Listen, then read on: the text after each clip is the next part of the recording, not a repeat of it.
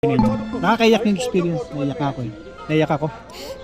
Hindi ko ma-explain kung gaano ka-amazing itong cave na ito. Yung katahimikan ng kuweba ay yung katahimikan ng puso.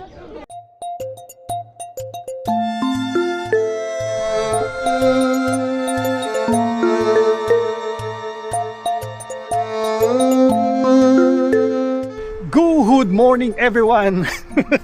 Low energy pa yan. Mabuti na lang at maganda-ganda ang panahon ngayon at may araw. Nandito kami ngayon sa Porto Cristo, 2 hours away from the hotel na tinutuluyan namin dun sa Palma, at dito namin kayo ipapasyal ngayong araw. Meron lang akong ipapakita sa inyo na napaka-special na lugar dito sa Mallorca. Papakita ko sa inyo yung kanilang famous na cave dito sa Mallorca.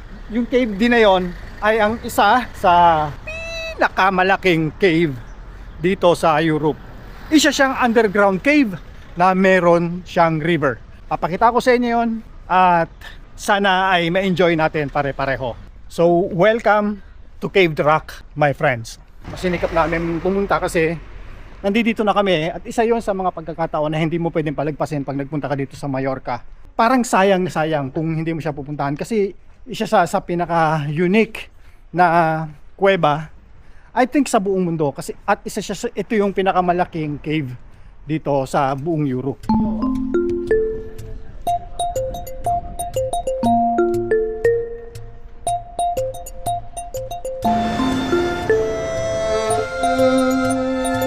At kung napapansin nyo, wala akong kahit na anong dala ngayon kung hindi itong vlogging camera at cellphone at syempre yung aming identification. Napakasarap mag-travel lang walang dala. Yun ay unti-unti kong pinag-aaralan ngayon. Unti-unti ko na siyang ina-adapt na hindi na ako magdala ng mga travel gear, na yung camera na napakalaki. Actually mirrorless, hindi na siya malaki. Pero mabigat pa rin, dagdag bigat pa rin siya. Yung drones at computer, lahat sila, especially yung tatlong yon, ay unti-unti ko na silang napapag-aralang hindi dalahin. The convenience is unmatched. Ang sarap mag-travel lang walang dala. Ito naman oh, I'm free of electronic devices. And then yung computer, napalitan ko na siya ng aking foldable phones. Trust me, hindi na kailangan ng computer ngayon. Galaxy Z Fold phone ng Samsung. Thank you very much for the convenience. Beke naman. Sana one day, no, kahit backpack o maleta, wala na akong dala. So parang identifications na lang, cellphone, and then credit card na lang. And then, pag kailangan mo magpalit ng damit, bili ka na lang. Yung mga sale, kanon, bili ka na lang ng sale, tapos disposable na lahat. So wala ka nang dala na kahit na ano. Wish ko yon. So nandito na kami. Ang gagawin muna namin ay bibili muna tayo ng ticket. Ang pagpasok sa loob ay may oras by batch. Dahil nga napakalaki ng kuweba, ay hindi kayo pwedeng pumasok lang as individual. Kailangan nyo ng grupo. So may time yon, may time. Okay. Yon. Ticket for 2. So 17 euro. 17 euro. Ihi muna kami kasi baka sa loob kami ng kuweba maihi sa sobrang laki. Tapos from dun sa kuhaan ng ticket ay maglalakad pa ng around 200 meters papunta dun sa entrance ng cave. Sa paligid may mga kainan, may mga kapihan. So hindi nyo kailangan mong problema sa baon. Ang kailangan nyo lang siguraduhin ay dumating ng tamang oras kasi may oras yung pagpasok at may group.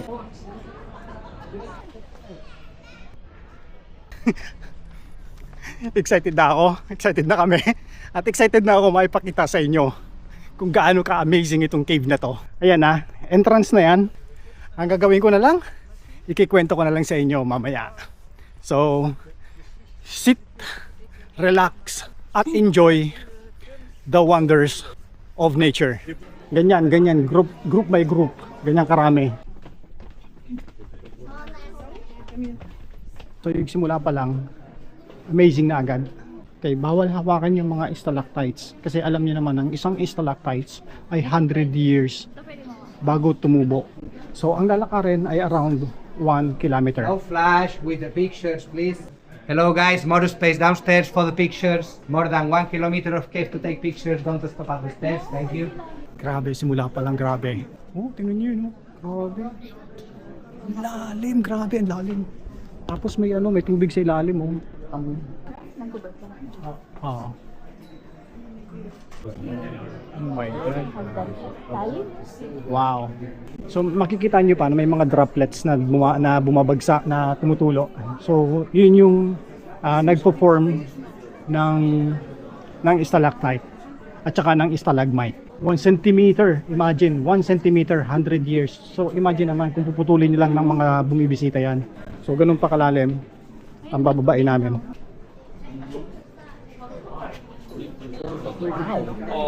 Imagine kung ilang million years na bumuhay ang mga stalactite, stalagmite. Yan o yun. Ang ganito. Ganda niya.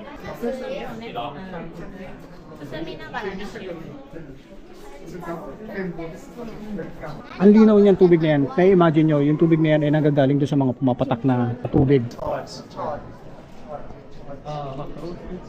Grabe! Wow! Ilang million years bago nakabuo ng ganyan.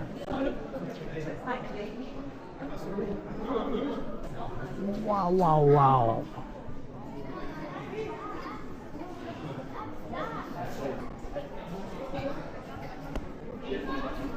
Hindi ko ma-explain kung gaano ka-amazing itong cave na ito. Alam kong maraming cave sa Pilipinas na magaganda at mas malaki siguro kaysa rito. Pero sana ayusin din ng local government para ma-access ng maayos ng mga bumibisita.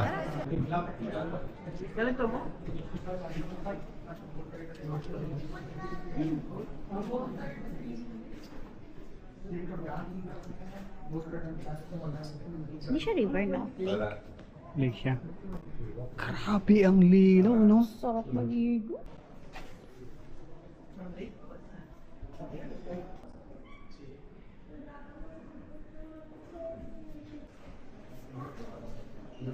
So, maraming makadaan na pasikot-sikot na hinarangan na nila kasi hindi na nila inalaw yung mga taong pupunta na sa mga part na yun.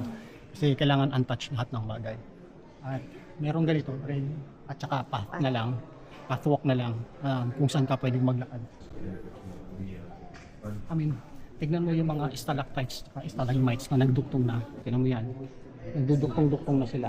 Patuloy pa rin yung pag-perform ng mga stalactites at saka stalagmites. Kasi makikita mo mga pumapatak-patak pa rin ng mga tubig. So,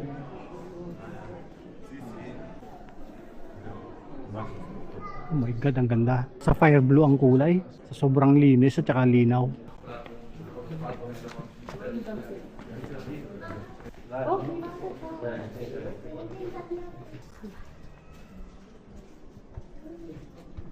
Oh my God. Wow. Wow. Amazing, no? So 1 kilometer walk. After 500 meters, merong concert. So yun naman ang makikita ko sa inyo. So tingnan natin. May concert.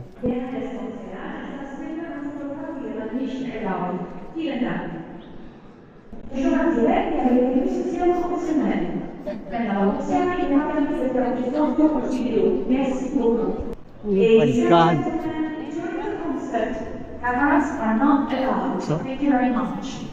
Pwede ba dito? Please take your seat for the top subjects cloud to start. Thank you. Ayan.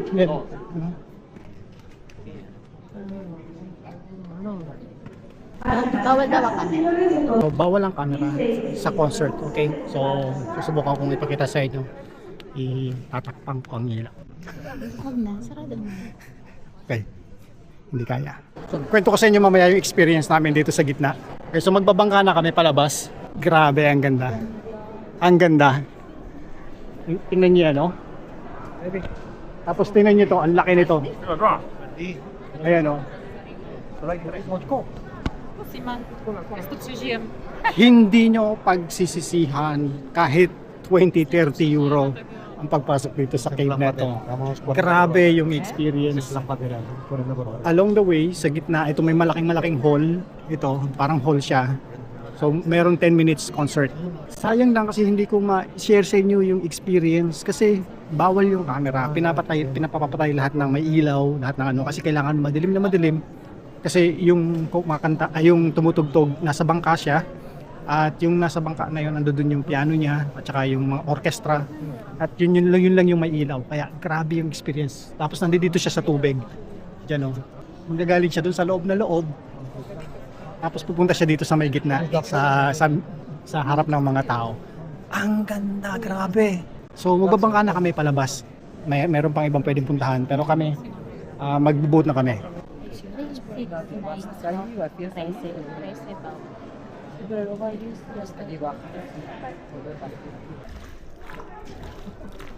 At may crack. May mga crack. May mga crack. Meron na yan. Yun o, may mga crack ko. Pag nahulog ka siya.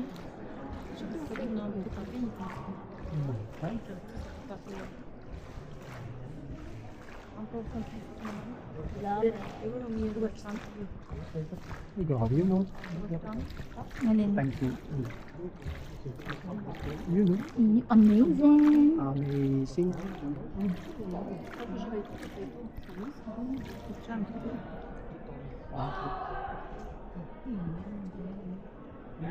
Pwede kang may mga malalalim, tapos pag pumasok ka sa ilalim, pwede kang hindi makuha. Ligaw, no?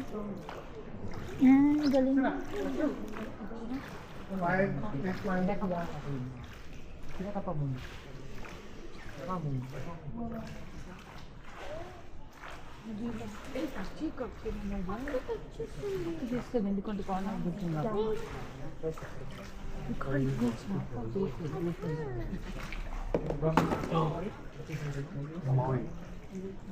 Muchas gracias.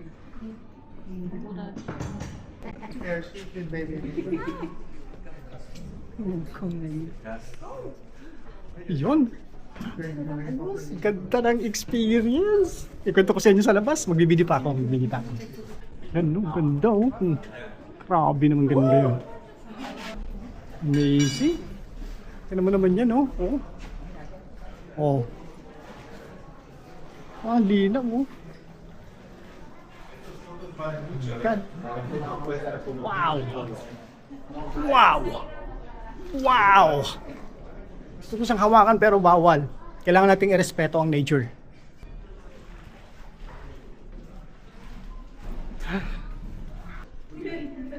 Oh my God, for the last part.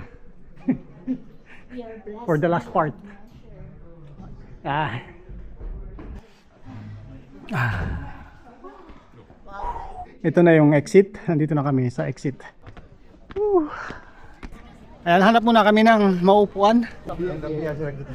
Hinga muna ako. Sarap. Yun. So, na-absorb ko na. Okay, simulan natin sa pagpasok sa loob ng kuweba. Pagpasok mo pa lang doon sa loob. Yun. Ang pakaramdam mo ay punong-puno ng mystery doon sa ilalim. Yung buong kuweba, punong-puno ng stalactite at stalagmite na meron pang mga pumapatak-patak na tubig.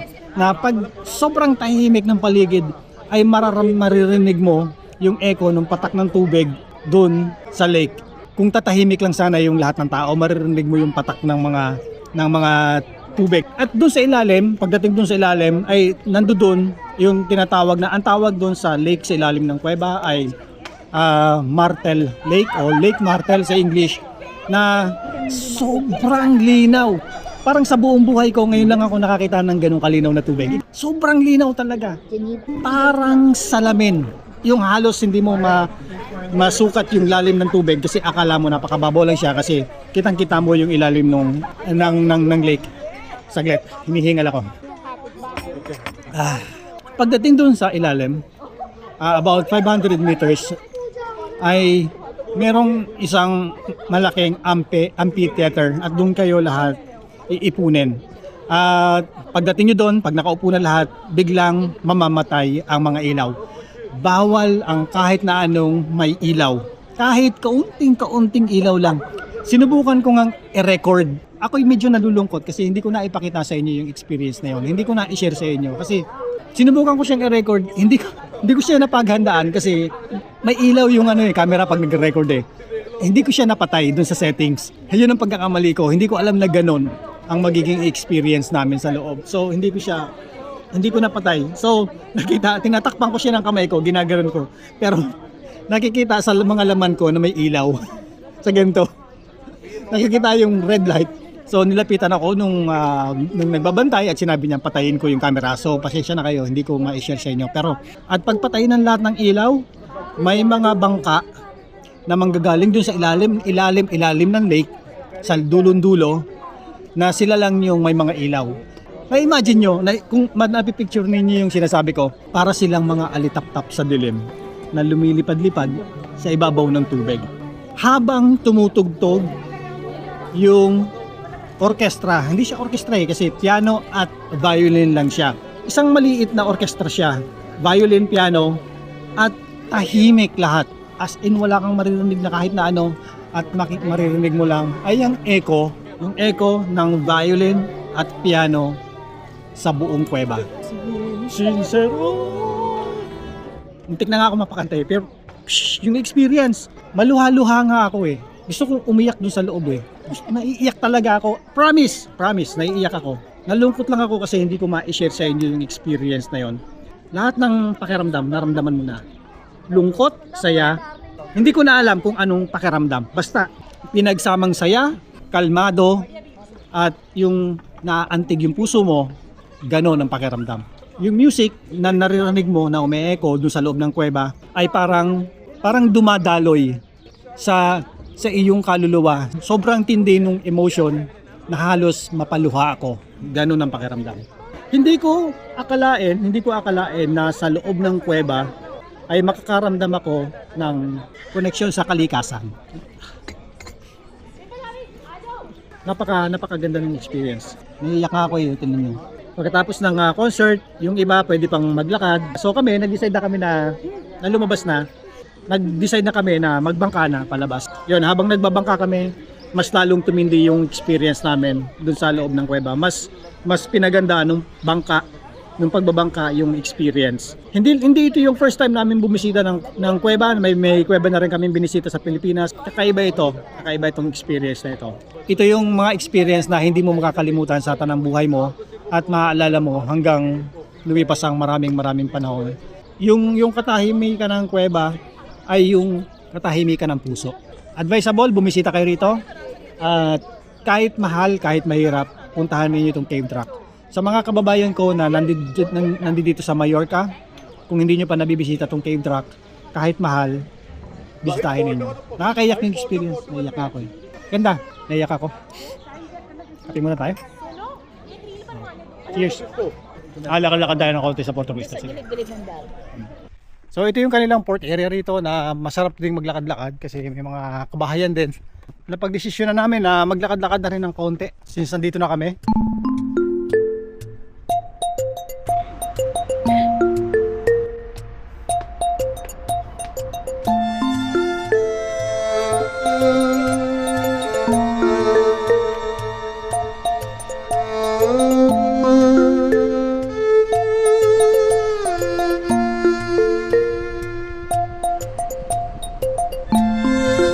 Maganda din palang maglakad-lakad dito sa city center. Dito sa gilid ng dagat, meron silang ganito.